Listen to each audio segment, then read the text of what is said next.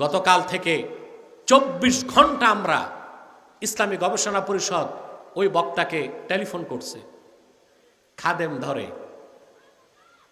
খাদেমকে বোঝানো হলো যে সে বক্তব্যটা প্রত্যাহার করে ক্ষমা চাক।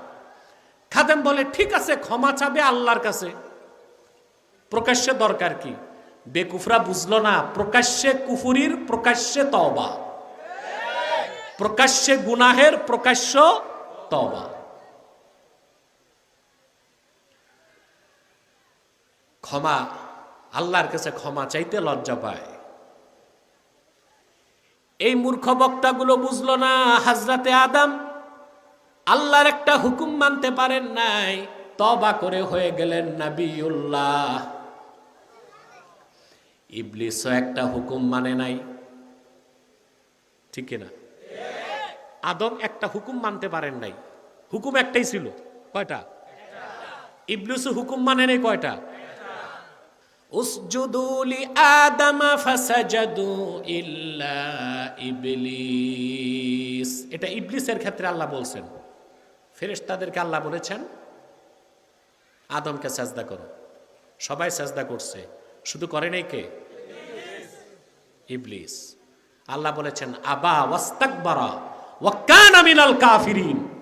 সে আল্লাহর হুকুম মানতে অস্বীকার করছে, অহংকার প্রদর্শন করছে, সে কাফেরদের দলভুক্ত হয়ে গেছে।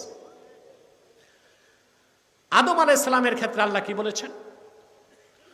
وَقُلْنَا يَا آدَمُ اسْكُنْ أَنْتَ وَزَوْجُكَ الْجَنَّةَ وَكُلَا مِنْهَا رَغَدًا حَيْثُ شِئْتُمَا وَلَا تَقْرَبَا هَذِهِ الشَّجَرَةَ فَتَكُونَا مِنَ الظَّالِمِينَ।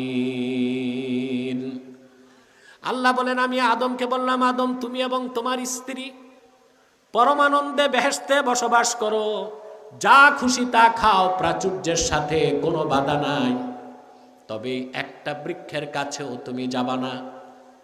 ইবলিসকে হুকুম করা হয়েছিল কয়টা?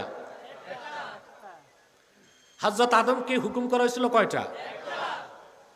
আদম আলাইহিস সালাম একটা হুকুম মানতে পারেন নাই, তিনি তওবা করে হয়ে গেলেন নবিউল্লাহ, আল্লাহর নবী। আর ইবলিস আল্লাহর হুকুম মানে নাই, তওবা করে নাই, অহংকারের কারণে, তওবা বাদ দেবার কারণে তার উপর ওয়াজিব হয়ে গেছে লানত।